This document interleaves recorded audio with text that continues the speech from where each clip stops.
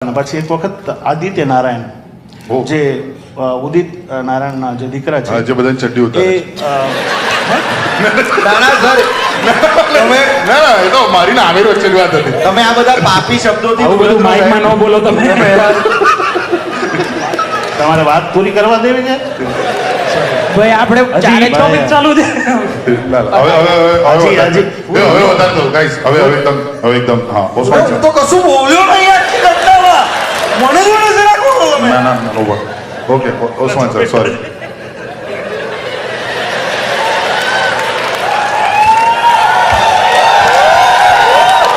હા આદિત્ય નારાયણનો કોલ આવ્યો તમને. સાહેબ બિલ વધી રહ્યું ફોનનું, હવે તો વાર્તા આગળ કહો. તમે હાવ આમ ડગાઈ કેમ ગયા?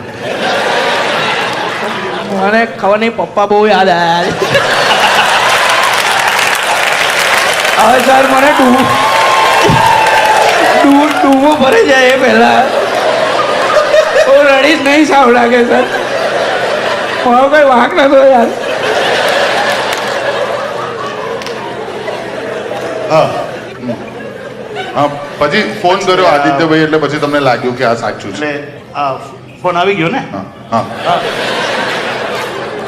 એટલે ફોન આવ્યો અને પછી એણે મને વાત કરી કે બંसाली सर आपको याद कर रहे हैं और आप मुंबई आइए सर से मिलिए, आपसे कुछ एक गाना गवाना चाहते हैं. અરે